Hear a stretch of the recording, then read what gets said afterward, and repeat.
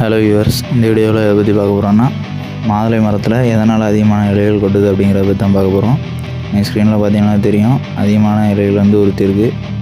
இது எதனால் இப்படி நடக்கும்னு பார்த்தா, பொதுவாக நல்ல செழிப்பாக வளர்ந்துருக்க மரங்களில் தண்ணி அதிகமாச்சுன்னா கூட இலைகள் பழுத்து கொட்டும். தண்ணி அதிகமாச்சுன்னா ட்ரைனிங் ஃபெசிலிட்டி வந்து நல்லா இல்லாமல் தண்ணி கெட்டியே நிற்குது. நம்ம தண்ணி பாய்ச்சதுக்கப்புறம் அந்த தண்ணி உரிகிறதுக்கே 2 மணி நேரம் அளவுக்கு எடுக்குது அப்படின்னா அது அந்த மாதிரி டைமில் வந்து பிளாக் ஸ்பாட்ஸ் ஏற்பட்டு இலைகள்லாம் மஞ்சள் கலரில் பழுத்து கொட்டும். ஆனால் இதில் பார்த்திங்கன்னா எல்லாமே ஓரளவு பச்சையான இலை. இது எதனால் இப்படி கொட்டோம்னா, நிழலில் இருந்தனாலும் மரத்தில் வந்து இலைகள் வந்து பழுத்து இந்த மாதிரி கொட்டும். பழுக்காமலே இப்படி கொட்டும். அப்படி இல்லை அப்படின்னா பூச்சி தாக்குதல் ஏற்பட்டிருந்தாலும் இந்த மாதிரி கொட்டும். நம்ம அதுக்கான மருந்து அடிக்கும்போது அந்த பூச்சிகள்லாம் சாகும்போது இந்த இலையில் இதே மாதிரி கொட்டும். இல்லை அப்படி பூச்சி தாக்குதல் எதுவும் ஏற்படலை ஆனாலும் இலைகள்லாம் கொட்டுது அப்படின்னா, ஒன்று அதிகமான காய்கள் காய்க்கக்கூடிய தருணத்தில் வந்து மரங்களில் இலைகளை தக்க வச்சுக்கிறதுக்கான தெம்பு குறையும் போது இலைகள் கொட்டும். அப்படியும் இல்லை அப்படின்னா அது வந்து இலையுதிர் காலத்தில் இலைகள் கொட்டும். இது வந்து இலையுதிர் காலம் முடிஞ்சிருச்சு, இயர்லி சம்மர் தான். மரத்தை வந்து நம்ம வந்து பனிக்காலத்திலே ப்ரன் பண்ணி விட்ருக்கணும். அதாவது வின்டரில் ப்ரன் பண்ணியிருக்கணும். மரத்தை பொதுவாக வின்டரில் தான் ப்ரன் பண்ணணும். அப்படி பண்ணும்போது என்ன ஆகும்னா, வெயில் காலம் கிடைக்கிறது வரை மரம் வந்து நல்லா தளிர் வந்து அதிகமாக எடுக்கும். அந்த இளந்தளிர்களை வந்து நம்ம கரெக்டாக பராமரித்து கொண்டு போகும்போது சம்மர் சீசன் வந்ததுக்கப்புறம் நம்ம பூக்கிறதுக்கான மருந்து இதெல்லாம் ஸ்ப்ரே பண்ணும்போது என்ன ஆகும்னா, மரம் வந்து பூத்து அதிகமான காய்கள் பிஞ்சு பிடிக்கிறதுக்கு சப்போர்ட்டிவாக இருக்கும். இதே வெட்டி விடாத மரங்கள்லாம் என்ன ஆகும்னா, இந்த மாதிரி தான் இலைகள் கொட்டும். நம்ம வந்து வெட்டி விடலை. மரம் வந்து போன வருஷம் வெட்டியிருந்து ஒரு வருஷம் விட்டும் வெட்டலாம், அப்படி இல்லைனா தொடர்ந்து ஒவ்வொரு வருஷமும் வெட்டலாம். நம்ம போன வருஷம் வெட்டினால இந்த வருஷம் வெட்டாமல் விட்டுருக்கோம். இப்போ இது என்ன பண்ணணும்னா, இலைகள்லாம் அதுவே கொட்டிருச்சு.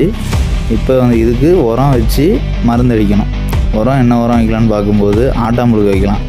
எதனால் அப்படின்னா, அதில் வந்து equal number of nitrogen and potassium இருக்குது. இது வந்து என்ன பண்ணணும்னா, செடி ஒரு நிதானமான வளர்ச்சியில் வளர்கிறதுக்கும் நிதானமான பூ பிஞ்சு பிடிக்கிறதுக்கும் ரொம்ப சப்போர்ட்டிவாக இருக்கும்.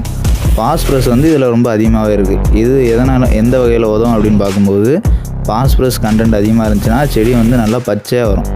எவ்வளோ பச்சையானா, இளந்தளிர் வந்து தழுத்து அது அந்த முத்து இலைக்கான நிறம் இருக்கும், ஆனால் அது இளம் இலை.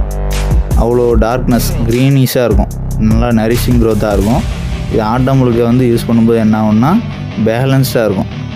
நைட்ரஜனும் பொட்டாசியமும் பேலன்ஸ்டாக இருக்கும் ஈக்குவலாக. பாஸ்பரஸ் வந்து இதில் வந்து கொஞ்சம் அதிகமாக இருக்கும். அதாவது பாஸ்பேட் பாஸ்பரஸ் இது ரெண்டுமே ஒரே இதுதான், அதிகமாக இருக்கும். இப்படி இருக்கும்போது செடியோ மரமோ அது வந்து அதிகமாக பூக்கும். அதிகமாக பூக்கிறதுக்கு இந்த பாஸ்பேட் வந்து நல்லா சப்போர்ட்டிவாக இருக்கும். பூக்கிறதுக்கு ஆனால் அந்த அதிகமான கொப்புகள் எடுக்கிறதுலேருந்து பூ மொட்டு வர சப்போர்ட்டிவாக இருக்கும். இந்த நைட்ரஜனும் பொட்டாசியமும் ஈக்குவலாக இருக்கும்போது என்ன ஆகுனா, பூக்கள் வந்து பிஞ்சு பிடிக்கிறதுக்கும் அதோட வளர்ச்சிக்கும் ஈக்குவலான நியூட்ரிஷன் சப்ளை வந்து இருந்துக்கிட்டே இருக்கும். நம்ம இந்த வீடியோ வந்து எக்ஸ்ப்ளனேஷன் கொடுக்குறதுக்காக லூப்பிங் பண்ணியிருக்கோம். அதனால் வீடியோ ரிப்பீட்டடாக ஓடின மாதிரி இருக்கும். நீங்கள் வந்து ஆடியோ மட்டும் ஹியர் பண்ணுங்கள். ஸோ நான் சொல்கிறது வந்து ஆர்கானிக்கலி ஃபெர்டிலைஸ் பண்ணுறதுக்கு தான் சொல்லிகிட்ருக்கேன். இப்படி ஆட்டு எரு இல்லாமல் கோழி பீயும் வைக்கலாம், அது இல்லைனா மாட்டு எருவும் வைக்கலாம். இந்த மாட்டு எருவும் ஆட்டு எருவும் வந்து 6 மாதத்துக்கு ஒரு தடவை வச்சா கூட பரவாயில்ல. இதே கோழி பீ யூஸ் பண்ணும்போது ஒரு 4 மாதம் மேக்ஸிமம் எடுத்துக்கலாம், மினிமம் 3 மந்த்ஸ் எடுத்துக்கலாம். 3 மந்த்ஸுக்கே அது வந்து கரெக்டான ரிசல்ட்டு. அதில் இருக்கக்கூடிய நியூட்ரியன்ஸ் எல்லாம் சாயிலில் அப்சர்வ் ஆகி சாயிலில் இருந்து மரங்களும் எடுத்துக்குவோம் மேக்ஸிமம். இதே ஆட்டு எரு மாட்டு எருலாம் பார்த்திங்கன்னா அது வந்து நியூட்ரிஷன் வந்து அதில் முழுசாக மக்கிறதுக்கு மேக்ஸிமமாக 6 மந்த்ஸ் ஆகும். அதுவும் ரெகுலராக வாட்டரிங் பண்ணுற இடத்துல மேக்ஸிமம் 6 மந்த்ஸ் ஆகும். அப்படி இல்லை, இப்போ ஒரு 10 நாள் ஒரு தடவை தண்ணி விடுற இடத்துலலாம் அதோடய நியூட்ரியன்ஸு 6 மாதத்துக்கு மேலேயே இருக்கும். எதனால் அப்படின்னா, அதோட அடர்த்தி அப்படி, அதோட திக்னஸுக்கும் அதில் இருக்கக்கூடிய நியூட்ரியன்ஸ் கார்பன் வந்து அந்த நியூட்ரியன்ஸ் எல்லாம் அப்படியே அப்சர்வ் பண்ணி வச்சுருக்கும். அது மண்ணில் இறங்குறதுக்கு நல்லா மண் மாதிரி மக்குனதுக்கப்புறம் தான் முழுசாக மண்ணுக்கு போகும். மண்ணுக்கு போச்சுன்னா தான் அதிலிருந்து மரங்கள் வந்து எடுத்து வளர ஆரம்பிக்கும். ஆனால் வச்சதுக்கப்புறம் அதோட ரிசல்ட் வந்து 1 மாதத்துலேயே நமக்கு தெரிய ஆரம்பிச்சிடும். வைக்கிறதுக்கு முன்னாடி இருக்கிற மரத்துக்கும் வச்சதுக்கப்புறம் ஆட்டாம்புழுக்கை வச்சதுக்கப்புறம் பார்த்தீங்கன்னாலே தெரியும், மரத்தில் வந்து நல்ல க்ரோத் இருக்கும், நல்ல க்ரீனிஷான லீவ்ஸ் எல்லாம் நல்லாயிருக்கும். ஆட்டு எரு யூஸ் பண்ணுறீங்கன்னா பிரச்சனை இல்லை. அப்படி இல்லைனா மாட்டு எரு இல்லைனா கோழிப்பி யூஸ் பண்ணுறீங்கன்னா அந்த உரத்தை வந்து வச்சதுக்கப்புறம் ஒரு 5 நாள் கழித்து அதில் லேசாக பள்ளம் எடுத்து ஒரு 1/4 கிலோவிலேருந்து ஒரு 1/2 கிலோ வர வேப்ப முன்னாக்கு வந்து அதில் வைக்கிறது நல்லது. எதனால்னா, மாட்டு எருவில் வந்து வண்டுகள் வரும், அது வேர்களை திங்குற வண்டுகளாகவும் இருக்கிறதுக்கு சான்சஸ் இருக்குது. அதே மாதிரி கோழிப்பீ வந்து ஹீட்டு, அதில் இருக்கக்கூடிய புழுக்கள் வந்து கொஞ்சம் இன்ஆர்கானிக் காம்பவுண்ட்ஸ்லேருந்து வரக்கூடிய புழுக்கள் மாதிரி இருக்கும். அது இந்த புழுக்கள் வந்து அந்த இடத்துலேருந்து விரட்டுறதுக்கும் வண்டுகள் வேர்களை தாக்காமல் இருக்கிறதுக்கும் இந்த வேப்பனாக்ஸ் இருந்தது. இது மட்டும் இல்லாமல் நெமட்டோட்ஸ்ன்னு சொல்லக்கூடிய நூற்புழு, இந்த ரவுண்ட் வார்ம்ஸ், கங்கணம், இது எல்லாமே இது வந்து கண்ட்ரோல் பண்ணிடும். மரத்துக்கு உரம் வச்சதுக்கப்புறம் என்ன மருந்து அடிக்கணும்னு பார்க்கும்போது மாதுளை மரத்தில் வந்து பெருசாக அதிகமாக நோய்கள் விழாது. நம்ம ஆர்கானிக்காக அந்த மரத்துக்கு உரம்லாம் வச்சு கொண்டு போகும்போது மேக்ஸிமம் என்ன நோய் விழும்னா பூக்கிற தருணத்தில் வண்டுகள் தாக்குதல் கொஞ்சம் அதிகமாக இருக்கும். அந்த பூக்கள் பிஞ்சு பிடிக்காமல் கொட்டுறதுக்கு சான்சஸ் அதிகமாக இருக்கும். அது இல்லாமல் இன்னொன்று வந்து பூக்களில், அதாவது மொட்டுகளில் ஏற்படக்கூடிய புழுக்கள் பூக்கிற தருணத்தில் வரும், பிஞ்சு பிடிக்கிற தருணத்துலேயும் வரும்.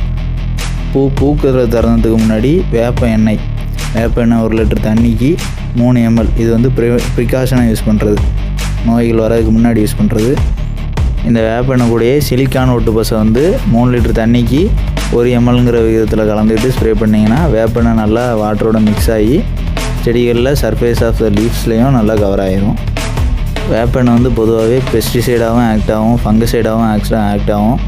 வைரஸ் தாக்குதல் ஏற்படாமல் இருக்கிறதுக்கும் நல்லா உதவும். இது எல்லா விதமாக ஆக்ட் ஆகும். அதேமாதிரி எந்த பூச்சிகளுமே சாகடிக்காது, விரட்டி தான் விடும்.